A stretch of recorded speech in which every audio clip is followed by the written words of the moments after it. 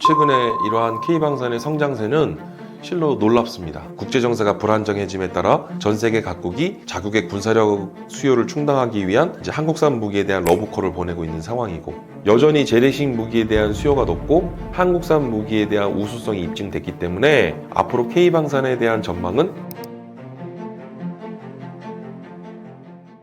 최근 K방산 무기들이 국제적으로 주목받는 이유는 무엇인가요? 최근에 글로벌 방산 시장에서 가장 주목받고 있는 것이 K방산, 한국산 무기에 대한 관심도가 높아지고 있는데요. 그 위상과 그리고 최근에 이러한 K방산의 성장세는 실로 놀랍습니다. 제가 최근에 우리 문체부와 외교부, 방위사업청 등이 공동 주관한 해외 미디어 초청 그 프로그램에 제가 기조 강연을 했는데, 사실 그 프로그램뿐만 아니라 최근 3년간 해외 외신 인터뷰를 제가 좀 많이 했거든요. 그래서 해외에서는 우리 한국 방위산업에 대한 이런 성장 저력, 그 배경 굉장히 궁금해해요. 근데 여러 가지를 말씀드릴 수 있는데, 사실 우리나라의 대한민국 방위산업의 태동은 1970년부터 시작입니다. 아니 그러면 1970년 이전에는 우린 방위산업이 없었냐?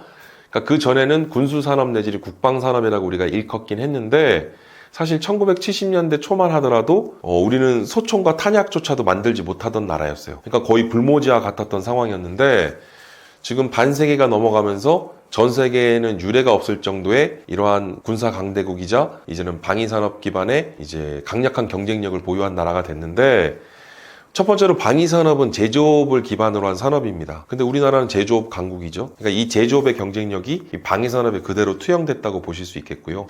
그리고 또 하나는 우리가 가성비, 그러니까 결국은 가격 경쟁력이나 어떤 우수한 성능의 품질, 그런 것들을 우리가 가성비라고 하는데, 여기에 더해서는 납기 준수에 대한 계획 이행 준수 능력도 탁월하다고 하죠. 근데 사실은 이 삼박자가 고루 맞아 떨어졌다고 해서 무기 수출이 잘 되는 것은 아니거든요. 근데 이게 국제관계, 국제정치, 더 나아가서는 무기를 구매하고자 하는 무기 구매 국가의 국내 정치 상황이나 이 고려해야 될 요소들이 많습니다. 예를 들어서 우리나라가 전쟁 지역이거나 분쟁 지역에는 무기를 수출할 수 없도록 돼 있거든요. 현행 국내 실정법상에 전쟁 지역이거나 분쟁 지역에는 우리나라가 무기 수출을 못하도록 돼 있어요. 그리고 또 예를 들어서 어떤 적성 국가나 해외 이런 적대국에게 우리가 무기를 또 수출할 수는 없는 노릇이고, 그러니까 이제 무기를 수출한다는 것은 국가와 국가 간에, 이걸 G2G라고 하는데 Government to Government라고 하는 정부 대 정부 계약이라고 하는 특징이 있기 때문에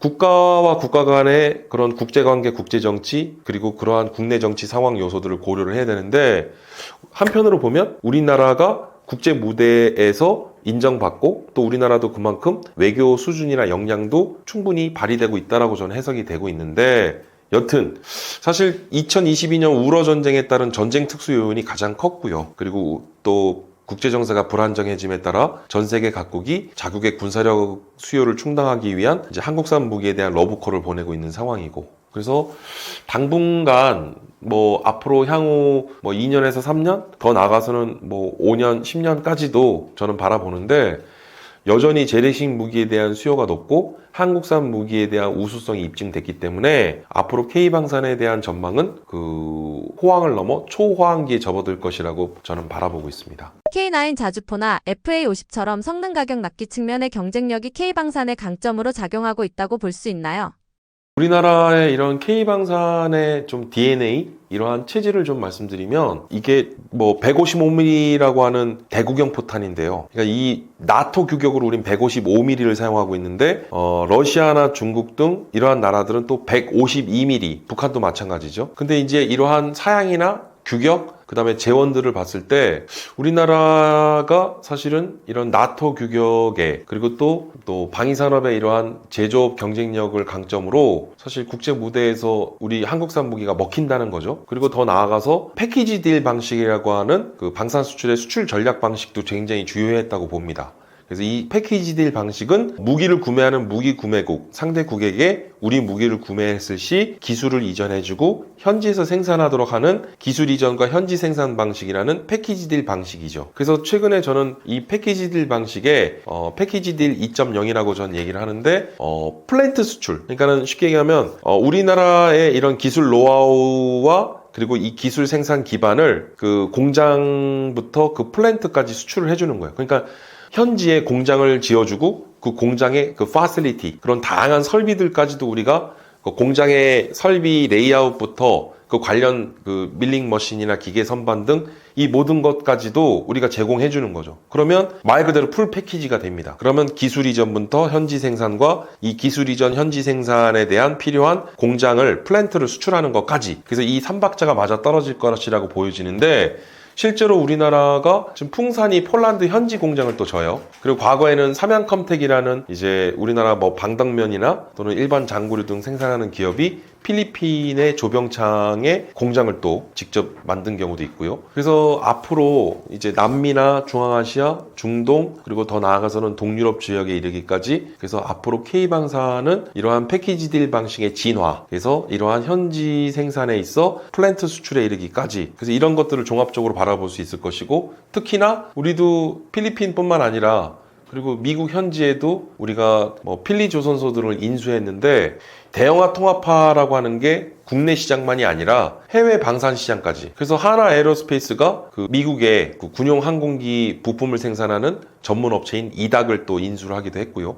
그러니까 이게 무슨 얘기냐면, 이걸 아웃바운드 M&A라고 하는데, 국내 기업이 해외 방산 기업을 인수 합병하는 경우, 그런 게 많습니다. 그래서 지금 LIG 넥스원도 미국의 그 다족보행 로봇의 양대 산맥인 보스턴 다이나믹스가 있고, 그리고 그 고스트 로보틱스가 있는데, LIG 넥스원이 또 고스트 로보틱스를 인수를 했어요. 그러니까 우리 국내 대한민국 방산 기업들이 해외 방산 기업들을 인수 합병하는 그런 아웃바운드 M&A 형태까지 지금 진화를 하고 있는 것이죠. 그래서 단순히 우리나라가 국내에서 재래식 무기만 잘 만드는 게 아니라, 이제는 해외에 그러한 현지 생산과 플랜트 수출, 공장을 설립하고, 그리고 더 나아가서는 해외 방산 기업을 인수 합병하는 그런 단계까지 왔고, 그리고 이러한 재래식 기반의 무기만이 아닌 앞으로 로봇과 드론 등 최첨단 무기, 그리고 인공위성이나 이제 우주에 이르기까지 이 범위와 영역이 급격히 확대되고 있는 상황이기 때문에 앞으로의 K방산의 전망은 매우 밝다고 볼 수 있겠습니다. 태국과 캄보디아 국경 충돌에서 한국산 무기 KGGB가 언급된 사례는 전황 측면에서 어떻게 봐야 하나요? 최근에 태국과 캄보디아 간의 지금 국경 충돌이 점차 그 수위와 강도가 높아지고 있는 상황인데요. 조금 눈여겨볼 수 있는 게, 태국군이 캄보디아군을 상대로 굉장히 효율적으로 잘 싸우고 있다. 근데 그 배경에는 한국산 무기의 역할이 있다. 그래서 사실 대표적으로 태국은 또 한 태국 간 또 그동안 국방 방산 협력을 많이 해왔거든요. 그래서 태국이 한국산 무기를 또 많이 도입을 했습니다. 의외로. 그래서 K9 자주포, 그 다음에 K239라고 하는 미국의 MLRS라는 다련장 로켓포, 우리 천무도 도입을 했고요. 그 다음에 K808, 그래서 이제 차륜형 장갑차죠. 그리고 KGGB라고 하는 게 있는데, KGGB는 정밀 유도 키트라고 해서 이제 이 KGGB를 FA-50 전투기에 장착을 해서 공대지 미사일로 활용을 합니다. 그래서 이 KGGB는 굉장히 정밀도가 높은 그런 정밀 유도 키트인데, 우리나라 국내 LIG 넥슨이 개발을 했죠. 그래서 처음에 LIG 넥슨이 KGGB를 개발했을 때는 이 용도가 원격으로 리모트 조종을 하면서 발사 이후 이제 북한은 이제 소련제 전술을 많이 차용하고 있는데, 북한의 이러한 진지는 대부분 갱도화 진지를 구축하고 있습니다. 그래서 이 갱도화된 진지가 이런 적 후사면, 그러니까 북한군에 깊숙이 들어가 있는 갱도 진지를, 적 후사면을 갱도 진지를 타격하기 위해서 이 KGGB 유도 키트를 개발했다는 거죠. 근데 이 KGGB 유도 키트가 이제는 공대지 미사일로 이제 태국 등 해외에 또 수출이 됐는데, 태국군이 지금 정확하게는 이 한국산 무기들을 어떻게 얼마만큼 잘 활용했는지 이게 아직 정확하게 공개는 안 되고 있는데, 지금 뭐 외신 기사를 참고해서 보면 태국군이 사용한 그 FA-50 전투기에 부착해서 장착한 KGGB 유도 키트가 캄보디아군 군 수뇌부를 정밀 타격하면서 타격을 그러니까 입히고 있다라고 그렇게 보도가 되고 있는데, 지금 태국군이 어쨌든 한국산 무기를 잘 활용하고 있는 것으로 보여지고 있는데, 반면에 캄보디아군은 어떠냐? 근데 사실은 캄보디아군이 사용하는 것도 한국 무기가 많습니다. 근데 이게 우리가 얘기하는 이 무기라는 게 무기 체계랑 비무기 체계로 나뉘는데요. 캄보디아군이 사용하는 무기는 이제 비무기 체계. 그러니까 예를 들어서 뭐 우리가 60 트럭이나 그다음에 캄보디아군이 입고 있는 국방색 전투복이 있는데 그 과거에 우리 한국군이 쓰던 전투복이거든요. 그러니까는 태국군은 우리 한국의 K9 자주포로부터 K239 천무, 그다음에 K808과 같은 장갑차, 그다음에 KGB 등 이러한 무기 체계를 도입해서 운영하고 있는 반면 캄보디아군은 트럭이나 군용 트럭이나 전투복이나 일반 장구류 등을 보면 그게 한국산. 그게 이제 과거에 우리가 전투복 교체 사업을 했어요. 그래서 지금은 디지털 패턴의 무늬가 들어가 있는 전투복으로 바뀌었는데 그 이전에 국방색 전투복을 전량 이걸 소각하거나 폐기하기보다는 이게 필요한 국가에는 우리가 지원을 해줘야겠다 해서 당시 국방부에서 그 캄보디아에 우리는 이미 사용기한이 도래된 도태 장비라고 본 60 트럭을 캄보디아에게 주면서 무상 이전을 해준 거죠. 근데 캄보디아군은 우리나라가 이제 도태 장비라고 해서 우린 더 이상 사용하지 않아서 폐기 처분해야 될 트럭을 캄보디아에 줬는데 캄보디아는 그게 최신 트럭이 된 거예요. 너무 잘 쓰고 있다고 하더라고요. 그러니까 우리나라가 그만큼 군대에서는 이게 닦고 조이고 뭐 우리가 뭐 전문 용어로는 오버홀이라고 하는데 그러니까 이렇게 신품 정비에 가깝게끔 그 군사용 이런 무기 체계나 비무기 체계들을 워낙 관리를 잘하니까 그리고 군복도 워낙 사실 재질이 나쁘진 않거든요. 그러니까 캄보디아군이 우리 또 한국산 그런 트럭이나 군용 트럭이나 또는 이런 군복들을 착용하고 지금 전투에 임하는 모습들을 볼 수 있고 조금 안타까웠던 게 캄보디아군이 이게 국경 일대에서 교전하는 모습을 보면 캄보디아군이 크록스나 슬리퍼를 신고 싸우더라고요. 그러니까 보니까 캄보디아군의 군부에 이제 일종의 그런 비리죠. 예, 군수 군납 비리인데 병사들에게 지급돼야 될 군용 물품들이 제대로 지급이 안 되는 이제 그런 부분도 보면 태국과 캄보디아 간의 어떤 그런 국경선에서의 충돌이 그 전투 양상이 캄보디아가 지금 굉장히 좀 열의에 있고 열세에 있는 상황인데 사실은 첨단 무기로 무장하고 있고 그 아무리 병력과 이러한 무기가 많다고 해서 전투와 전쟁에서 꼭 이긴다고 볼 수는 없거든요. 그렇게 비례한다고 볼 수는 없는데 어찌됐든 뭐 태국군이 한국산 무기를 도입해서 실제로 이렇게 운영을 하고 있고 지금 캄보디아와의 국경선 충돌에서 지금 두각을 나타내고 있는 것도 한국산 무기이기 때문에 언급을 안 할 수는 없는데 좀 조심스러운 부분이 없잖아 있습니다. 분쟁 상황에서 한국산 무기가 거론되는 것은 K방산의 기회이면서 동시에 부담이 될 가능성도 있나요? 일단 우리나라 국내 실정법상에는 해외 분쟁 지역이나 전쟁 중인 나라 또는 전쟁 지역은 국가에 우린 무기를 수출할 수 없도록 돼 있습니다. 그래서 사실 이 K방산 뭐 최근에 우리 한국산 무기가 해외에 수출되는 게 또 우리가 자랑스러워할 일이고 좋은 일이긴 하지만 한편으로는 이 무기라고 하는 게 결국은 인명을 살상하고 전쟁에 쓰이는데 이러한 무기산업, 즉 방위산업의 K방산? 이거 마냥 좋아할 일이냐고 또 반대로 이를 지적하시는 분들도 많거든요. 그게 제가 사실 좀 조심스럽습니다. 뭐냐면 저는 그래서 K방산을 얘기할 때 우리가 방위산업을 얘기하면서 너무 이념에 결부시키는 말을 하지 말았으면 좋겠다고 얘기를 하거든요. 그러니까 한마디로 방위산업에 너무 이념을 결부시키는 건 좀 곤란하다는 겁니다. 그러니까 무슨 뜻이냐면 방금 말씀드렸던 그런 배경도 있고 그리고 이제 그 죽음의 상인이라고 하죠. 무기를 수출하는 것에 대해서 워낙 부정적인 그런 인식이 팽배해 있고 그런데 한편으로는 방금 말씀드렸던 우리는 전쟁 지역이거나 분쟁 지역인 국가에는 무기 수출을 않는다는 원칙이 있기 때문에 사실은 우리는 어떻게 보면 이러한 무기를 수출한다는 게 그 나라에 그리고 어떤 전쟁을 억제하고 평화를 유지하는 측면에서 보자면 전 세계 평화에도 우리 한국산 무기가 일조하고 있다라고 전 또 그렇게 바라보여지거든요. 근데 어찌됐든 전 세계 이러한 그 국제 정세, 불안정해지는 국제 정세와 유럽과 그 다음에 중동 지역 그리고 동남아시아나 또는 남미 지역 아프리카 지금 언급한 이 모든 권역과 국가들은 다양한 그런 무력 충돌이나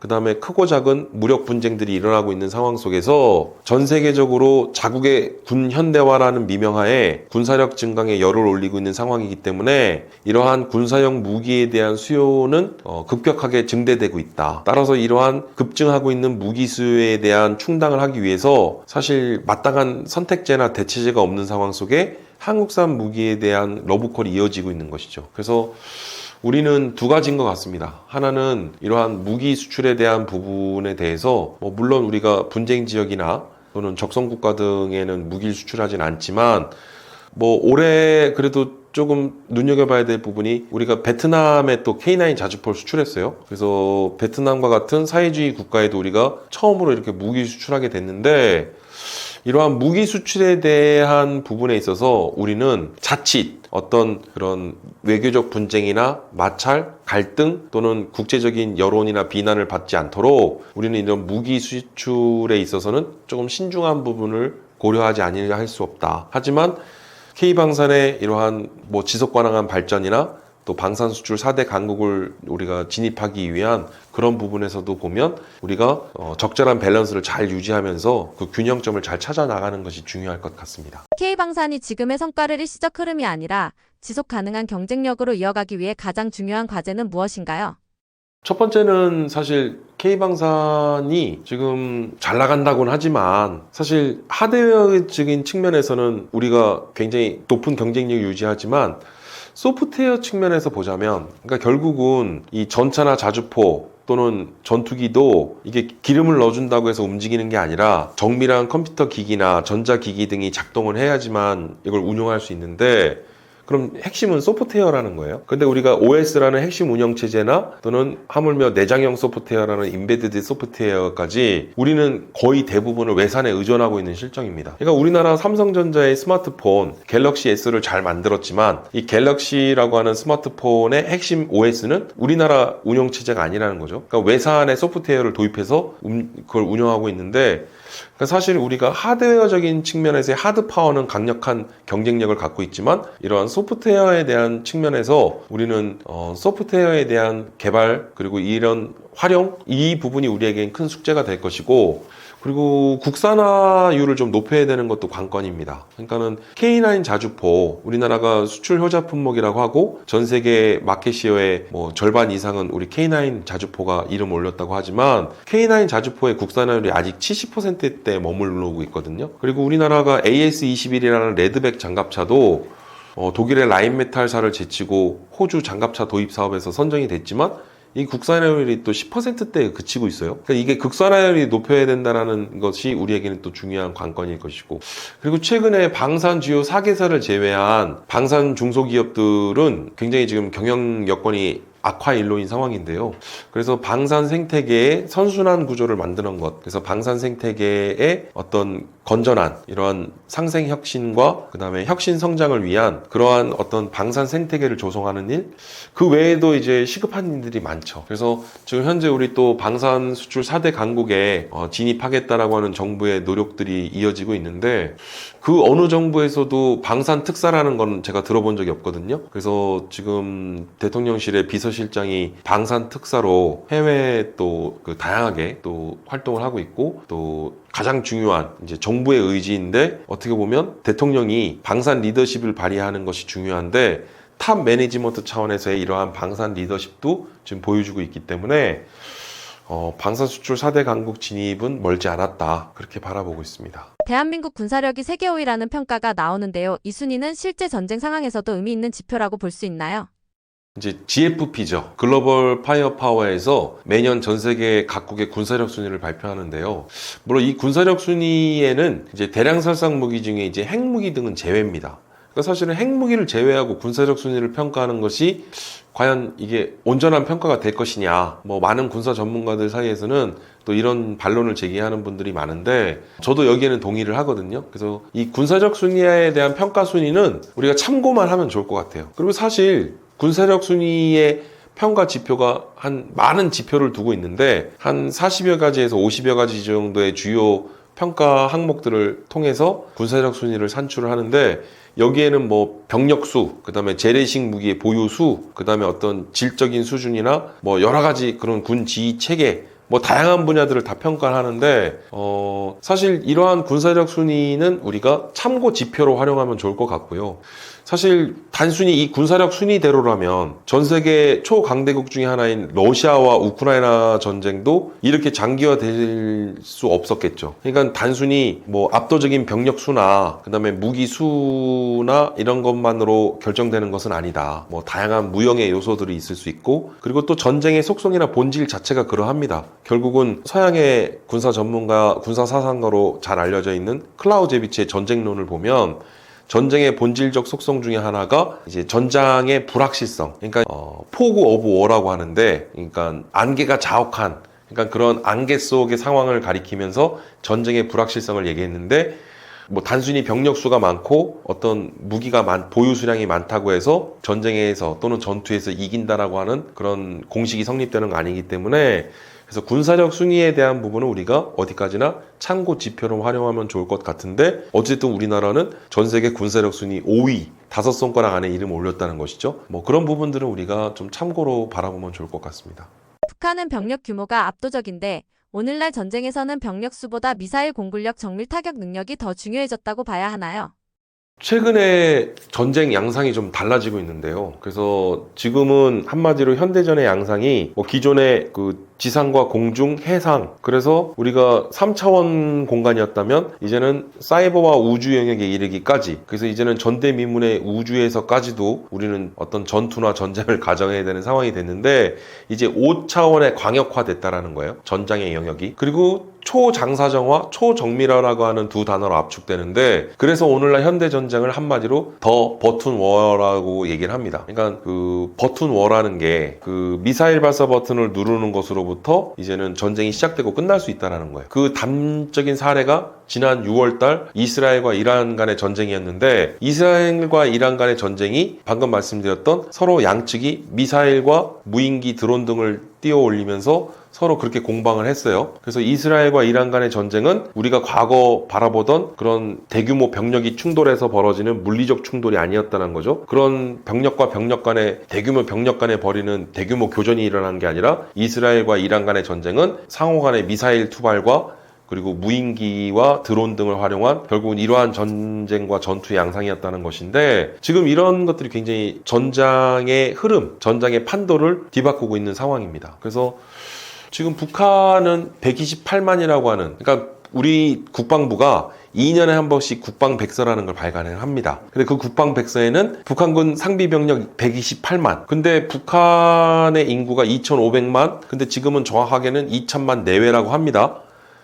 그리고 우리나라는 인구수 5천만. 근데 우리는 인구는 늘어나지만 병력 수는 줄어들고 있는 상황인데, 북한도 최근에 이 병력 수가 128만이 채 안 될 거라는 주장이 많이 나오는데, 사실 북한의 상비병력 128만이라는 수치는 한 번도 검증하지도 않았고 검증되지도 않는, 검증할 수 없는 수치죠. 그리고 이 128만이라는 숫자가 좀 온전한 수치가 맞는지는 한번 따져봐야 될 부분인데, 최근에 북한도 좀 출산 장려 정책을, 북한의 김정은 국무위원장이 좀 출산 장려로 애를 많이 낳으라고 또 그런 이야기를 실제로 합니다.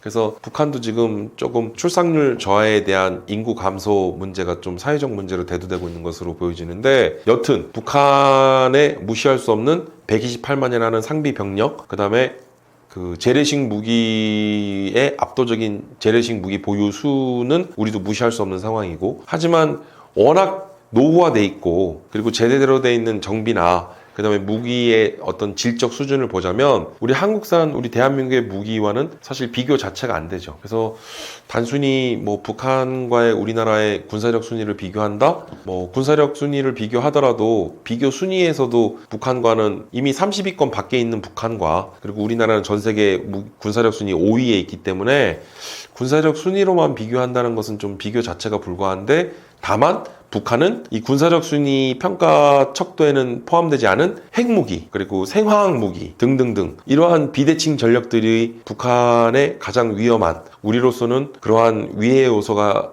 북한의 이러한 대량 살상 무기들이기 때문에, 우리는 북한의 이러한 대량 살상 무기에 대한 부분, 그리고 북한이 핵무기를 보유하고 있는 핵탄두 수량만이 중요한 게 아니라 북한이 결국은 투발 수단이 중요하거든요. 이 핵 투발 수단. 그래서 미국이 북한의 이 핵 투발 수단을 지금 굉장히 미국도 의식하는 게, 이제는 북한의 그 화성 18형이나 화성 19형, 이제 화성 20형도 사거리가 5,000km에 달하거든요. 그러니까 사거리 5,000km라고 하는 것은 북한의 어디에서 발사나도 북한에서 발사된 미사일이 미국 본토 전역을 타격할 수 있는 사거리, 사정거리를 확보했다는 거예요. 그래서 이게 단순히 우리나라뿐만 아니라 우리의 우방인 미국까지도, 그래서 북한의 이러한 고도의 투발 수단들, 그래서 이러한 투발 수단의 다양한 플랫폼들, 이제는 뭐 잠수함용 대륙간 탄도미사일 등을 또 지금 개발하고 있는 입장에서 이제는 우주의 영역에 이르기까지, 그래서 지난해 6월 러시아와 북한은 이제 새롭게 조약을 맺으면서 로켓 기술과 인공위성 기술들을 이전해 준다고 했는데, 결국은 북한이 이러한 로켓 기술과 인공위성 기술을 응용해서 우주 무기로 활용할 것 아니냐라고 하는 우려도 나오는데, 우리 이런 부분들 좀 눈여겨봐야 되는 부분이죠. 만약 한반도에서 전쟁이 발생한다면 초기 48시간의 미사일 타격이 전쟁의 흐름을 좌우하는 구조라고 봐야 하나요? 오늘날 현대전의 양상은 이제 단기전 내지는 초단기전의 일종의 결전 형태로 벌어지는데요. 근데 이에 반론을 제기하시는 분들도 계시죠. 그러면 우러 전쟁은 어떻게 된 거냐? 그러니까 우러 전쟁은 오늘날 현대전쟁의 양상에 있어서 좀 다른 흐름을 갖고 있어요. 그게 무슨 뜻이냐면, 우크라이나와 러시아만의 전쟁이 아니에요. 그러니까 러시아는 중국과 이란, 북한 등 이들 나라들을 우리가 권위주의 진영의 국가들이라고 하는데, 러시아는 지금 이들 권위주의 진영의 국가들의 군사적 지원과 원조를 받고 있고, 북한군들도 실제로 파병을 가서 지금 현지 쿠르스크에서 지금 북한군 병력들이 러시아군과 같이 싸우고 있는 거 아닙니까? 우크라이나군하고 교전하고 있고, 우크라이나는 마찬가지로 미국 등 나토와 같은 서방의 이를 우리는 자유주의 진영이라고 하는데, 결국은 러시아와 우크라이나만의 전쟁이 아니다. 그래서 일종의 권위주의 진영과 자유주의 진영 간 세력전, 대리전 양상을 보여주고 있기 때문에, 사실은 현대전은 단기전 내지는 초단기전 결전 형태이지만 이러한 세력 간 대리전은 장기화될 수밖에 없거든요. 실제로 1950년 6월 25일 발발한 한국전쟁, 이때도 우리 대한민국과 북한만의 전쟁이 아니었어요. 북한은 당시 소련과 중국이 있었고, 우리나라는 미국 등 또 서방의 그런 민주 진영, 그러니까 그때는 공산주의 진영과 민주주의 진영 간의 세력 간 대리전이었던 것이죠. 그래서 1953년 7월 27일 휴전하게 됐는데,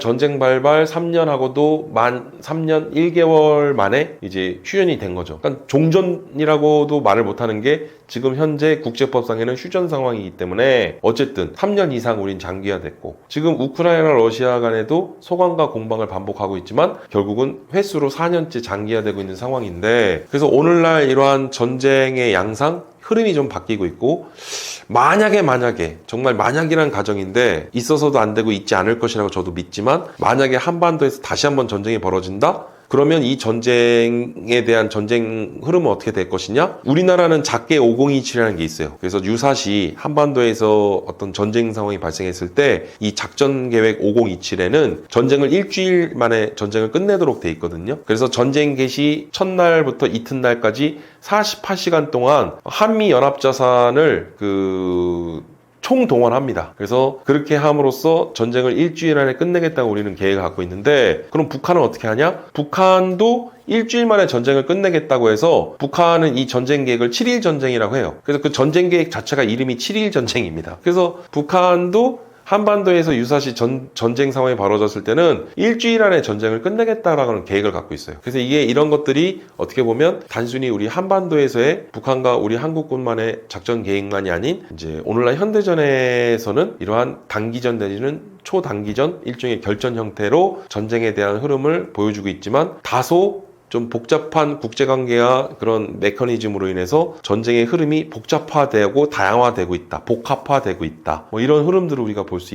있죠. 북한의 핵과 미사일 능력은 현재 위협은 되지만 관리 가능한 수준인가요? 아니면 여전히 가장 큰 불안 요소인가요?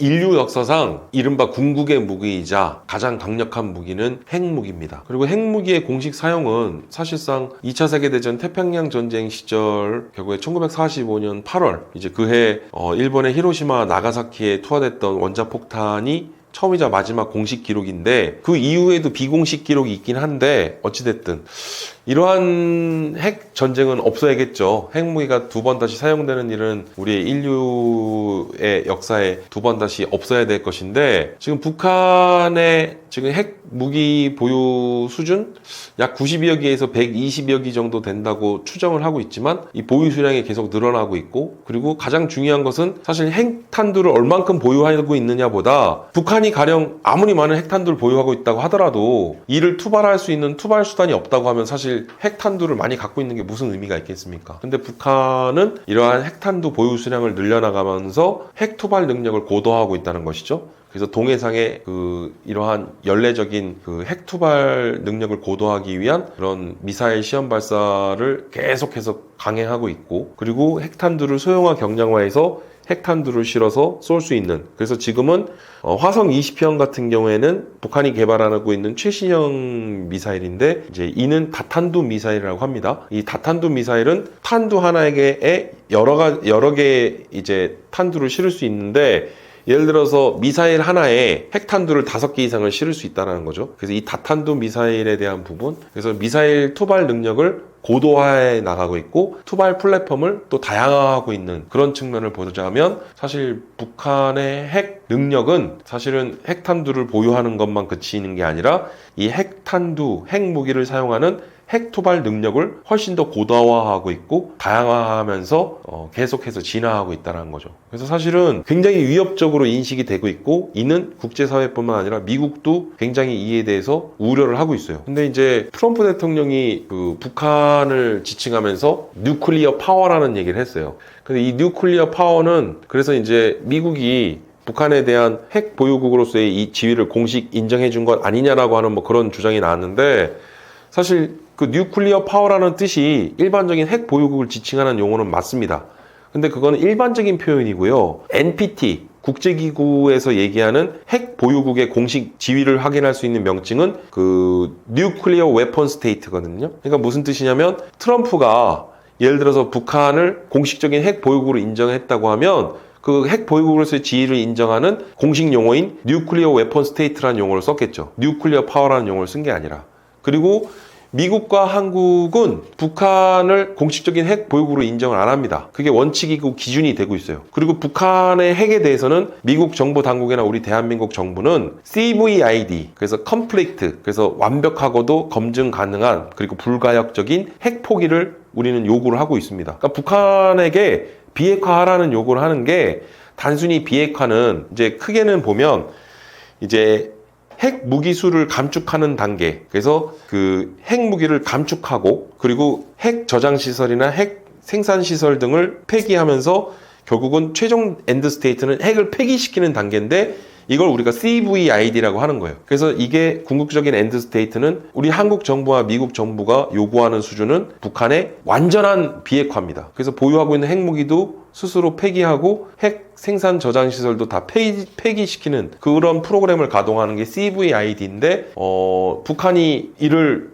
수용할 리가 만무하니까, 그래서 나온 전략이 스몰 딜이라는 방식이 있어요. 그러니까 스몰 딜은 뭐냐면, 이게 사실은 똑같은 얘기인데 좀 단계적인 이제 핵 포기를 유도하는 거죠. 그래서 보유하고 있는 핵탄두 수량을 줄여 나가면서 단계적으로 그런 단계를 통해서 스몰 딜로 가는 건데, 북한은 그런 약속도 하고 지키지 않을 약속을 하면서 스몰 딜에 대해서는, 그러니까 그래서 우리는 스몰 딜이 아닌 CVID라고 하는 원칙을 고수하고 있고, 미국 정부도 이제 그런 원칙을 이야기하고 있지만, 그러니까 북한이 핵 자각 능력을 보아했을 때 사실 북한에 대한 이런 핵 위협을 관리하는 부분, 관리한다는 것 자체가 통제가 쉽지 않죠. 왜냐면 전 세계적으로도 북한만큼 예측 불가능하고 통제가 안 되는 나라가 거의 없어요. 이제 사실은 북한만한 나라가 없죠. 왜냐면 이 북한은 이러한 미국을 상대로도 벼랑 끝 전술을 보이면서 이런 국제사회나 또는 미국 또는 한국 정부 등과도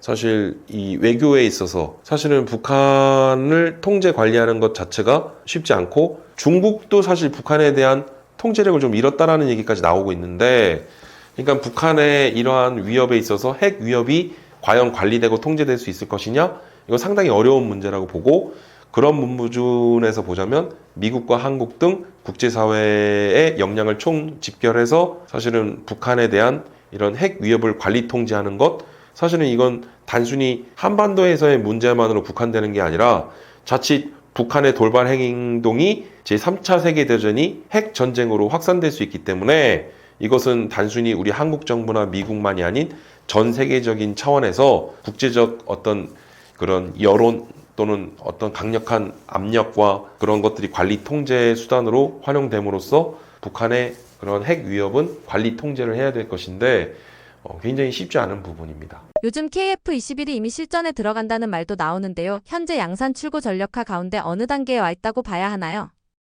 방위산업의 기술은 최첨단의 기술을 수요로 합니다. 이 무기산업, 무기를 개발하는 데 있어서는 이 기술 진보와의 진전 속도가 매우 빠르게 일어나거든요. 그래서 사실은 이 기술의 최첨단 기술의 집약체가 되는 것이 바로 군용 항공기 중 전투기입니다. 그래서 우리의 이러한 무기 중에서는 가장 고도화되어 있는 그러한 기술이 이제 집약된 하나의 무기 체계가 바로 전투기인데, 우리나라가 지금 KF-X라고 하는 KF-21 보람의 전투기 개발 사업을 추진 중이죠. 그래서 이제 우리가 당초 계획했던 일정보다 앞당겨져서 전력화 일정이 좀 빨리 이제 우리가 이제 전투기 개발의 이제 완성 단계에 와 있는데요. 이제 혹자는 4.5세대라는 명칭을 하는데, 사실 전투기를 구분하는 세대 구분은 4세대냐 5세대냐지 4.5세대라는 건 없습니다. 근데 이제 4.5세대라고 명명한 것은 우리가 개발 초기에는 4세대 전투기였지만 개발하는 과정 속에서 이제 개발이 완료되고 이후에도 충분히 업그레이드 등을 통해서 5세대 전투기에 버금가는 5세대 수준의 전투기까지도 기대할 수 있다고 하니까 4.5세대라고 하는데, 사실 저는 엄밀히 얘기하면 4.9세대라고 하자고 제안하고 싶은 게 사실 4세대 전투기를 뛰어넘었습니다, 이미. 그렇기 때문에 4.5세대라고 하는 것은 무방하다고 보는데, 지금 현재 KF-X의 지금의 KF-21 전투기의 수준은 개발 완성 단계에 지금 목전에 앞두고 있는데, 지금 현재 수준만 보더라도 4.9세대급이다. 그러니까 거의 5세대에 버금간다고 볼 수 있겠죠. 그래서 이러한 전투기 개발은 그 나라의 모든 그러한 경제력이나 또는 그 기술력 등 국력 요소가 투영이 되는데 가장 중요한 핵심 기술, 그래서 최첨단 기술의 집약체라고 말씀드릴 수 있는 게 바로 이러한 전투기입니다. 이러한 전투기는 사실 세대 구분을 하는 데 있어서 사실 우리나라가 선진국들에 비해서는 좀 많이 뒤처져 있는 거 아니냐라고 이야기가 나오는 게, 이미 미국 등 유럽 그리고 중국이나 해외 많은 이런 강대국들이 5세대 전투기 그 이상의 이제 결국은 6세대 전투기를 개발해 지금 속도를 내고 있기 때문에 우리의 지금 KF-21 전투기가 좀 많이 더딘 것 아니냐라고 하는 우려의 목소리가 나오는데, KF-21 전투기가 결국은 향후 이제 업그레이드, 그러니까 업계에서는 우리가 PIP 사업이라고 하는데요. 프로덕트 임프로브먼트 프로세스라고 해서 성능 개량 사업, 그리고 사실은 비행 운영 프로그램이라고 하는 OFP라는 개념도 있고, 약간 이제 항공기 설계, 기체 설계로부터 항공기를 개발하는 게 특히 군용 항공기의 경우에는 조금 일반 무기 체계와는 성격이 좀 다르긴 한데, 우리는 사실 그러한 성능 개량이나 업그레이드를 염두에 두고 지금 개발을 시작했기 때문에 5세대급이 아닌 5세대를 뛰어넘는 정도의 수준까지도 진화할 수 있다고 봅니다. 그러면 우리가 4세대에서 5세대 전투기를 지금까지 얘기하고 있지만, 그렇다면 5세대 전투기와 6세대 전투기는 어떻게 구분하느냐? 이제 이것은 그냥 미국 공군의 5세대 전투기가 6세대 전투기에 대한 이제 규정이 있는데요. 미 공군은 5세대 전투기를 Air Superiority, 그러니까 공중 우세를 뜻합니다. 그래서 5세대 전투기는 이 공중 우세라고 하는 단어로 압축이 되는 반면, 미 공군이 얘기하는 6세대 전투기에 대한 정의에는 핵심 키워드가 에어 도미넌스, 그러니까 이거는 공중 지배를 뜻하거든요. 그래서 공중 우세를 뛰어넘는 공중 지배를 하는 그러한 막강한 군용 항공기 중 전투기의 성능과 위용을 이 공중 지배라는 단어를 통해서 설명하고 있는데, 그러니까 6세대 전투기는 압도적인 성능을 보여주는, 그리고 지금까지 없었던 그런 새로운 형태의 전투기죠. 그래서 이 6세대 전투기 중에 또 핵심은 무인화입니다. 무인화. 그래서 트럼프 행정부의 정보 효율부에서도 얘기했던 게, 이제 유인 전투기 시대가 지나고 이제 무인 전투기 시대로 가야 된다고 얘기했던 게 그러한 6세대 전투기로의 진화에 있어서 가장 두드러진 큰 흐름 중에 하나라고 보시면 되겠습니다. UA의 KF-21 참여 논의는 실제 도입이나 공동 개발로 이어질 가능성이 있나요? 아니면 아직은 탐색 단계에 머물러 있나요? 사실 천문학적인 예산이 수반되고, 그 다음에 뭐 10년 아닌 그 20년까지 이게 사업이 장기화될 수 있는 그런 사업들이기 때문에, 이러한 최첨단 전투기를 개발하는 사업은 시작부터 이 개발 과정이 좀 순탄치 않습니다. 원래 미국 등 유럽, 전 세계 많은 나라들도 이 최첨단 전투기를 개발하는 과정은 그렇게 순탄치 않았고요. 그래서 원래 이러한 롱텀에 시간이 좀 장기간 소요된다는 특성이 있고, 그리고 기술 개발 과정에서도 이걸 성공을 답보로 개발이 완성된다는 보장을 할 수 없기 때문에 이게 사실은 굉장히 고도의 그런 기술과 그리고 많은 집중적인 투자가 필요한 부분이기 때문에 전투기 개발에 대한 부분은 사실 우리가 생각하는 것만큼 그렇게 쉽게 이루어지는 부분은 아닙니다.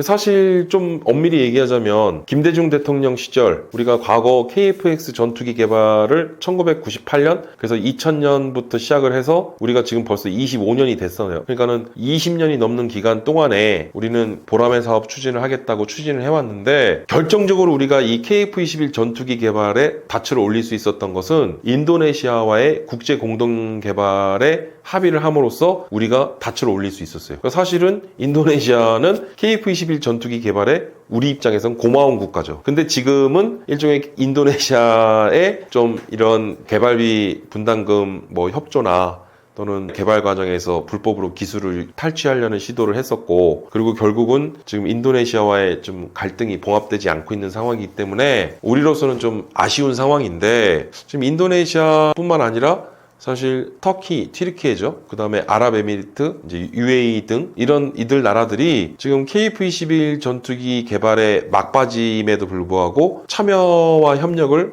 지금 우리에게 러브콜을 보내고 있는 상황인데, 사실은 우리 입장에서는 국제 공동 연구 개발을 잘 활용해야 되는 부분이 있습니다. 그러니까 국제 공동 연구 개발을 통해서 개발 이후에 예를 들어서 그 국제 공동 협력 개발의 협력국의 그 권역, 예를 들어서 중동 국가와 협력을 했으면 중동 지역에서의, 그리고 동남아 지역이나 남미 지역에서의 협력 국가와의 그런 공동 협력을 통한 완성된 무기 체계 플랫폼을 같이 공동 그 마케팅을, 그런 무기 수출 세일즈를 펼칠 수 있다는 거죠. 무슨 얘기냐면 중동의 그 지역 정서나 종교적 특징, 그래서 그 지리적 인접성 등을 고려했을 때 사실 한국산 무기로만 이렇게 우리가 제한하는 것보다 현지 중동 국가와 예를 들어서 아랍에미리트, UAE와 우리가 협력을 하게 되면 아랍에미리트가 중동의 형제 국가들에게 수출 세일즈가 가능하기 때문에 사실 국제 공동 협력 개발을 하게 되면 그런 공동 전선을 펼칠 수 있기 때문에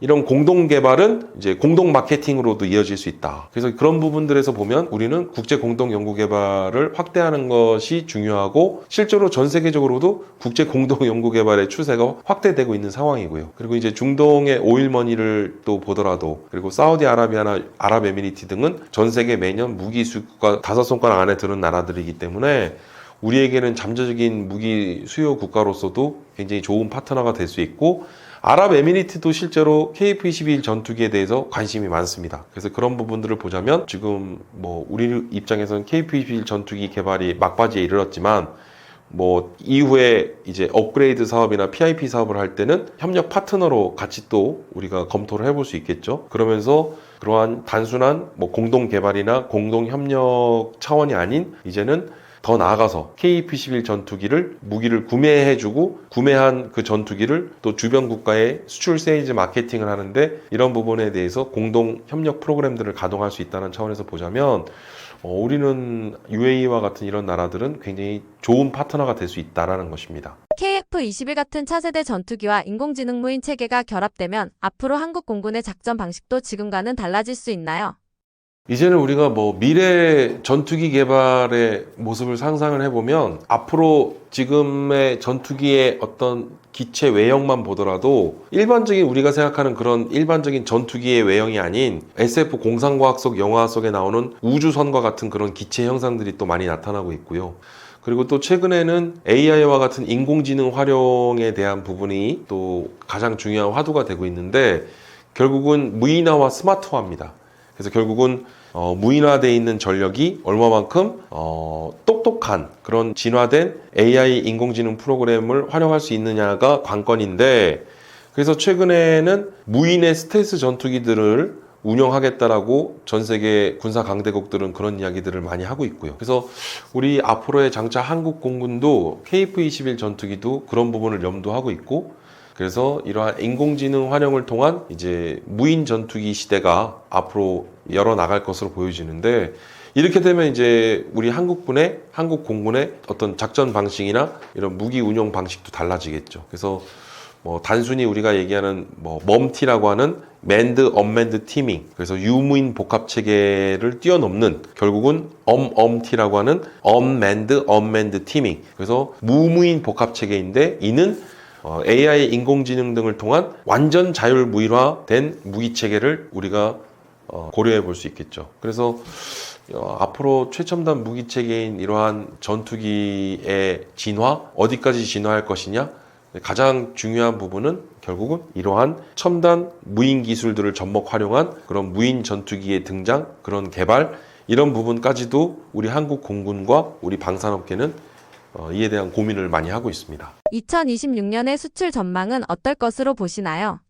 KF-21 전투기 개발이 이제 막바지인데요. 이제 전력화 배치될 날이 멀지 않았습니다. 그래서 우리 군이 도입해서 운용 성능과 또 그러한 위험을 드러내면서 앞으로 세계의 또 많은 국가들로부터 관심을 받을 것으로 보여지고요.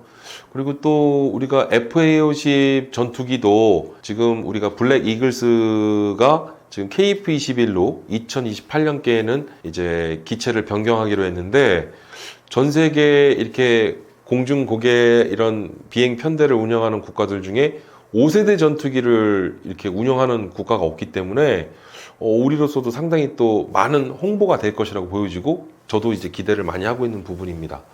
그래서 이러한 우리가 단순히 신형 전투기 개발에 이제 성공했다는 것에 그치는 게 아니라 그 다음 후속 버전을 위한 후속 전투기 개발에 대한 기체 연구, 그리고 업그레이드 사업들에 대한 부분, 그리고 해외의 많은 국가들의 또 KF-21 전투기가 수출됨으로써 결국은 우리의 이러한 방위산업, 그리고 우리의 이러한 방위 항공 기술 분야의 그러한 그 역량을 전 세계에 다시 한번 또 확인시켜 줄 수 있는 그런 중요한 전환점이자 계기가 될 것이라고 기대가 됩니다. 최근 중일 간 군사적 긴장이 계속되는데요. 일시적 외교 갈등을 넘어 구조적인 안보 경쟁으로 봐야 하나요? 예, 최근 동북아 영내 상황이 이제 굉장히 좀 긴장감이 있는 상황인데요. 글로벌 국제 정세도 불안정해지는 가운데 이 동북아 지역 영내에 중국과 일본 간 외교 갈등이 심각해지고 있습니다. 이 외교 갈등을 넘어서 이제는 무력 분쟁과 무력 충돌의 일촉즉발의 상황까지도 지금 야기될 수 있을 거라는 지금 우려를 많이 하고 계신데요. 사실 중국과 일본은 2차 세계대전, 그러니까 태평양 전쟁을 마무리하고 그 뒤 이제 1972년 이제 중국과 일본은 수교를 맺게 됩니다. 그래서 지금 중국과 일본이 수교를 맺은 지 벌써 이제 반세기가 넘어가는 상황 속에 그 이후 중국과 일본이 이 정도로 외교 갈등이 극단에 치달았었던 적이 있었을까 할 정도로 지금 그 수위가 굉장히 높아지고 있는 상황이고요. 그래서 이러한 중일 간 군사적 긴장이 높아지고 있는 상황 속에 단순한 외교 갈등을 넘어선 이제는 무력 충돌의 그런 위험성까지 지금 우리가 좀 바라보고 있는 상황인데, 동북아 영내의 이런 긴장과 그리고 안보에 있어서도 우리 대한민국도 이러한 중일 간의 외교 갈등에 대해서는 지금 심각하게 상황을 좀 주시하고 있는 상황입니다. 일본이 방위비 증액과 반격 능력을 공식화한 이후 중국에 대응한 일본의 안보는 어떻게 변화하고 있나요? 일본은 사실 2차 세계대전 당시 전범 국가라고 하는 그런 낙인을 또 받았기 때문에 이제 이후 제대로 된 군대조차 보유할 수 없는 상황이 됐죠. 그래서 일본은 지금 자위대 체제인데 자위대는 사실 군대가 아닙니다. 그래서 자위대는 군대가 아니기 때문에 일본 입장에서는 보통 국가로서 이런 주권 국가로서의 군대를 보유한 이제 기본적인 보통 국가로서의 그런 지향을 하겠다라고 얘기를 하고 있지만, 자칫 일본의 우경화, 그 다음에 이러한 어떤 군국주의적인 어떤 다시 군사 강대국으로서의 그런 야심을 다시 키우는 거 아니냐. 그러면서 지금 일본은 방위대강의 전수방위 조치에 대한 부분을 이야기를 하면서 이제는 어떤 그 외국의 공격이나 또는 침략에 대해서는 일반 보통 국가로서의 그러한 군사적 대응까지 가능하도록 그런 전수방위 원칙에 대한 부분까지도 지금 천명을 한 상황이죠. 그래서 사실 일본이 최근에 보면 정식 군대를 보유하지도 않은 일본의 군사력이 사실 전 세계 이제 5손가락 안에 들 정도로 일본은 강력한 또 군사력 증강에 열을 올리고 있는 상황이고요. 그다음에 방위비 증액과 그리고 더불어 다양한 최첨단 무기를 전력하기 위한 무기 개발에도 속도를 내고 있고요. 그리고 또 눈여겨봐야 될 게 올 상반기 그 호주의 신형 호위함 도입 사업이 있었습니다. 이 신형 호위함 도입 사업에 일본 미쯔비시 중공업의 일본 해상자위대가 사용하는 모가미급이라고 하는 호위함이 선정이 됐거든요. 그러니까 당시 우리나라 해양방산 기업들이 일본의 미쯔비시 중공업과 경합을 했는데 우리가 떨어졌어요. 그래서 올 상반기 한 금년 4월경으로 기억이 나는데 호주의 차기 호위함 도입 사업에 그 모가미급이 선정되면서 호주 100억 불 달러, 그러니까는 호주 100억 달러는 원화로 환산하면 한 14조 원 규모 정도 되거든요. 근데 이 모가미 구축함 호위함을 11척을 수출하는데 호주 100억 달러, 그러니까는 14조 원 정도 되는데 우리나라 대한민국의 2024년 1년 동안 한 해 전체 해외 무기를 수출한 금액이 95억 불이었습니다. 이걸 원화로 환산하면 13조 원 정도 됐거든요. 그러니까 무슨 얘기냐면 24년 우리나라 대한민국의 모든 방산무기 수출액을 다 합쳐도 13조 원, 95억 불인데 일본은 금년 4월 이 호주의 호위함 도입 사업 한 건을 수주함으로써 지난해 1년치 우리 대한민국 방산 수출액을 뛰어넘어 버렸다는 거죠. 최근에 이러한 무기 수출에도 일본은 적극적으로 좀 나서고 있는 상황인데 일본의 이러한 자국의 군사력 강화에 대한 움직임, 국방 예산에 대한 증액, 그리고 더 나아가서는 해외의 또 무기 시장에서의 적극적인 이런 수출 세일즈 등을 통해서 일본의 이러한 군사적 또는 자국의 방위 기반 역량을 강화하기 위한 기조와 움직임이 두드러지고 있다. 그렇게 바라볼 수 있겠습니다. 중국의 해군군 활동 강화는 동아시아 안보 환경에서 긴장을 높이는 요인으로 작용하고 있나요? 2023년 미 국방부에서 보고서를 하나 발간해요. 2023년 미 국방부, 그러니까 당시에는 미국의 DOD라고 했는데 지금은 DOW라고 해서 Department of War, 그래서 전쟁부로 이름이 바뀌었죠. 근데 2023년 미 국방부가 발표한 그 보고서는 리플리케이터 전략이라고 해서 이는 이제 미국이 중국에 대한 제4차 상세 전략이자 봉쇄 전략의 일환으로서 이 리플리케이터 전략의 리플리케이트는 영어 사전으로 복제하다, 복사하다는 뜻을 갖고 있습니다. 근데 이 미국의 이 리플리케이터 전략이 2023년 발표됐을 때 세간에 굉장히 충격적이었던 게 그 보고서에서는 2030년경이면 중국의 군사력이 미국의 군사력을 압도하고 추월할 것이다. 특히 중국의 해군력의 부상을 그 보고서에서는 굉장히 위험 요인이라고 간주를 했어요. 그래서 이에 대한 대응을 위해서 리플리케이터 전략이라는 것을 발표했는데 이 리플리케이터 전략은 중국의 해군력 부상을 막기 위한 이제 강력한 이제 대량의 소모성 무인 전력을 전선에 배치하겠다는 계획인데 이 리플리케이터 전략의 일환으로 나온 게 네이비 씨 고스트라는 개념이 있습니다. 이게 말 그대로 류령 함대인데 USV, 그래서 Unmanned Surface Vehicle, 이거는 이제 무인 수상함이죠. 그러니까 해군의 배틀십이라고 하는 구축함으로부터 호위함 이런 그 해군 전투함들을 무인화하겠다는 거예요. 그리고 UUV, 이거는 Underwater Vehicle, 그러니까는 무인 잠수정이죠. 그리고 더 나아가서 드론이나 그리고 급기야 항공모함도 무인 항모를 만들겠다는 겁니다. 그러니까 미국의 전략이 이거예요. 그래서 지금 중국과 대만 간에도 양안 문제가 좀 심상치 않은데 만약에 중국이 대만을 공격하면 미국의 전략은 대만 인근 해협을 이거를 이제 지옥도 전략이라고 하는데요. 영어로는 헬스케이프 전략이라고 합니다. 그래서 이 헬스케이프 전략은 대만 해협을 방금 말씀드렸던 USV와 UUV, 무인 수상정과 무인 잠수정, 그리고 드론 등으로 덮어버리겠다는 전략이에요. 이게 헬스케이프 전략인데 미국이 이런 전략을 발표한 거죠. 근데 이제 이렇게 된 배경에는 이제 미국의 어떤 조선업 생태계가 붕괴됐던 배경도 있습니다.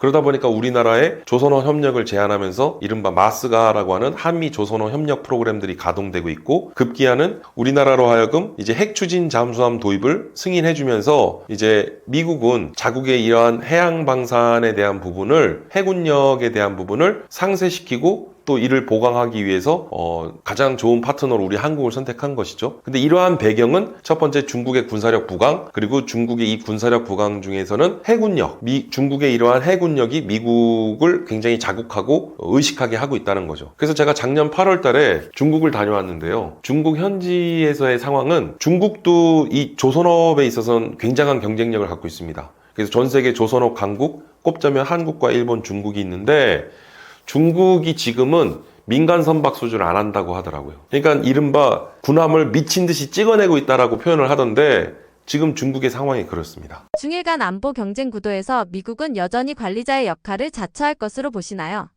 최근에 이제 중국과 일본의 외교 갈등을 넘어서 또 군사적 충돌을 야기할 수 있는 그런 조짐들이 나타나고 있는데, 최근에 중국과 일본 간에 군사적 긴장을 좀 고조시키는 여러 가지 또 조짐들이 나타나고 있는데, 그 중에 하나가 이제 중국 인민해방군이 그 일본의 자위대 항공기의 레이더를 조사를 했던 그런 또 사건이 있었습니다. 그래서 이 레이더를 조사한다는 게 공격 행위를 하기 위한 그 공격 직전 단계에 하는 행위이기 때문에, 그러니까 이 레이더를 조사한다는 게 이제 강력한 그런 위협 신호인데, 그래서 자칫 이로 인한 그 무력 충돌이 발생될 수 있는 요인이 될 수 있거든요. 그래서 이제 비출조의 솔사 한자로 그래서 조사, 그래서 영어 사전에는 irradiation이라고 해서 이렇게 레이더나 빛을 비추거나 뭐 조준하는 그런 거 행위를 의미하는데, 사실 이거 군사적으로 봤을 때는 강력한 위협 행위이기 때문에 사실 이러한 레이더 조사 행위에 따라서 무력 충돌이 또 벌어지는 굉장히 좀 일촉즉발의 상황까지도 갔다고 볼 수 있는 것인데, 사실 이 중국과 일본의 이러한 외교 갈등 그리고 무력 충돌에 대한 다양한 이런 갈등 상황이 높아지는 데에는 사실 일본은 미국을 좀 의식하고 있다고 볼 수 있어요. 일본은 미국과 미일 동맹이 맺어져 있고, 그리고 단순한 외교 안보 파트너뿐만이 아닌 어떤 뭐 통상이나 무역, 어떤 산업 분야에 이르기까지 일본은 미국에 대한 의존도가 높습니다. 그러니까 미국에 대한 의식도 많이 하고 있고, 그리고 더욱이 미국이 한국에게는 핵추진 잠수함 건조를 승인해 줬는데 정작 일본은 핵추진 잠수함을 가질 수 없어요, 지금. 그러면 지금 주변 나라를 보면 중국과 러시아는 이미 핵잠수함을 갖고 있고, 북한도 금년 초 핵잠수함을 건조했다고 했고, 우리나라도 핵추진 잠수함을 건조하는데 지금 일본만 핵잠수함 내지 핵추진 잠수함이 없습니다. 그러니까 일본 입장에서는 핵잠이나 핵추진 잠수함을 만들고 싶은데 이를 용인받고 승인받으려면 미국의 눈치를 볼 수밖에 없다는 거죠. 그러니까 결국은 미국의 이러한 대중국 봉쇄 전략이나 상쇄 전략, 그리고 미중 패권 경쟁에 있어서 일본은 미국을 좀 의식한 게 아닌가. 뭐 여러 가지 요인이 있겠죠. 이제 앞서 말씀드렸던 일본은 자국의 어떤 군사력 강화에 대한 기저, 그 다음에 정식 군대를 보유하는 그런 보통 국가로서의 어떤 도약, 그리고 더 나아가서는 미국과의 그런 미일 군사 동맹에 있어서 그런 사실은 미국과 한국이 군사적으로나 이러한 동맹의 그 결속과 연대가 강화되는 조짐이 나타나니까 일본이 조금 조급해하는 모습이 보여요. 그런 것들이 지금 최근에 중일 간의 외교 갈등이 일본이 결국 이런 것을 의식하지 아니할 수 없었을 것이다. 결국은 미국을 의식한 그러한 행동의 일환이었을 것이라고 전문가들은 분석을 하고 있는 것이죠. 중일 간 안보 경쟁이 계속될 경우 한국은 어떤 리스크와 기회를 안게 되나요? 아마 우리 일반 국민들이나 구독자분들께서도 이 부분을 가장 염려하고 또 생각을 하실 텐데, 중국과 일본 간의 외교 갈등이나 무력 충돌이 있다고 해서 그게 우리나라와 무슨 상관이 있어? 라고 하시는 분도 있을 거예요. 근데 그렇지 않습니다. 우리가 직간접적으로 중국과 일본 간의 외교 갈등과 무력 충돌은 우리 대한민국과 무관하지 않습니다. 그러니까 앞서 말씀드렸다시피 미일 동맹, 그러니까 전 세계 모든 국가와 국가 간의 동맹은 군사 동맹을 전제로 하고 있습니다. 미국과 일본은 군사 동맹을 체결하고 있고, 마찬가지로 우리나라도 미국과 1953년 한미 상호 방위 조약을 체결함으로써 오늘날 한미 군사 동맹으로 왔고, 그러니 무슨 얘기냐면 이 동맹 이론에서는 크게 동맹 이론의 딜레마를 설명하는데, 동맹의 연루와 그리고 반기라는 게 있어요. 그러니까 뭐냐면 동맹을 맺었을 때 그 동맹은 이제 강대국과 약소국 간의 동맹이 흔히 맺어지는데, 우리도 예를 들어서 유사시 한반도에서 전쟁이 벌어지고 북한이 다시 한번 또 이런 전쟁을 일으키게 되면 우리는 한미동맹에 따라서 미국이 자동 참전을 하고 개입을 하게 되는데, 예를 들어서 만약 그런 일이 없어야겠지만 그런 상황이 됐을 때 미국 본토에 반전 여론이 불거나 미 의회에서 이렇게 군사적 행동을 하거나 파병을 하는 것에 대해서 반대를 했을 때 동맹이 맺어져 있지만 이 연루되는 데에 대해서 사실은 약간 우리가 포기라고 하고 반기라고도 얘기를 하는 게, 이제 영어 사전에서는 포기브라고는 얘기를 하는데 이걸 직역하면 포기인데 저희가 이제 군사학에서는 이를 반기라고 표현하는 게, 이 방기라고 하는 뜻을 쉽게 설명드리면 이렇게 뒷짐 짓는다는 의미로 이해하시면 되거든요. 그리고 뒷짐을 진 상태로 바라만 보는 거죠. 그러니까 방기. 그러니까 무슨 얘기냐면 정작 군사적 지원을 하고 본토 병력을 파병을 해줘야 되는데 미국이 그렇게 안 한다는 거예요. 그게 이제 방기가 되는 거예요. 그리고 연루는 뭐냐면 예를 들어서 미국이 직간접적인 어떤 미국이 벌인 모든 전쟁과 전투에 우리나라도 자유로울 수 없었던 게 과거 월남전 당시에는 우리가 전투병만 30만 명 넘게 파병했거든요. 30만 넘게 파병을 했습니다. 그리고 그 이후에 이라크전, 걸프전, 그다음에 아프가니스탄 전뿐만 아니라 최근에 2022년 우러 전쟁에서도 우리 대한민국은 155mm 포탄을 미국을 경유해서 우회해서 지원을 해줬다는 거예요. 그러니까 이제 이런 모든 것들을 보면 미국과 우리 한국은 동맹이기 때문에 군사동맹 체계 하에서는 미국의 어떤 개입되는 전쟁에 우리는 직간접적으로 관여할 수밖에 없고 연루될 수밖에 없다. 자유로울 수 없다. 그럼 예를 들어서 그런 상황까지는 안 가겠지만 가령 중국과 일본이 무력 충돌로 인해서 전쟁 직전 상황까지 간다? 그럼 사실 여기에는 일본은 미국과 군사적 협력을 공조를 할 것이고, 그리고 이러한 군사적 협력 공조 상황에서 미국이 직간접적으로 개입되는 전쟁에 있어서 우리 한국은 미국으로 하여금 개입을 강요받을 수밖에 없다는 거예요. 근데 이런 상황이 되면 중국과 북한은 또 조중동맹이 맺어져 있기 때문에 조중동맹도 군사동맹입니다. 그러면 북한의 전쟁에 중국도 개입할 수밖에 없고 중국이 벌이는 전쟁에 북한도 원튼 원하지 않든 개입할 수밖에 없어요. 그러면 정작 북한과 한국은 중국과 일본 간의 무력 충돌에 정작 자유로울 수 없는 당사자가 될 수밖에 없다는 거죠. 그러니까 이제 최근에 안보는요, 한 나라의 안보를 그 나라 스스로 지키는 시대가 아닙니다. 이제는 국제관계나 또는 국제정치 그리고 동맹 등에 따라서 얼마만큼 그 동맹이나 이러한 연대와 결속을 강화하느냐, 이게 그 나라의 안보를 지키는 핵심 요소가 되거든요. 그러니까 우리나라도 사실은 자유주의 진영의 한 일원이고, 그리고 미국 등 이런 나라들과는 또 동맹 관계를 갖고 있기 때문에 우리는 사실 불가피하게 어떤 선택과 행동을 할 수밖에 없는 그런 상황에 처해질 수 있는데, 자칫하면 그 도화선이 될 수 있는 게 미일 간의 외교 갈등과 무력 충돌로 인해서 우리나라 대한민국의 안보에는 심대한 영향을 줄 수 있다. 그런 점에서 우리는 좀 이 부분을 잘 주의 깊게 지켜봐야 되는 상황이죠.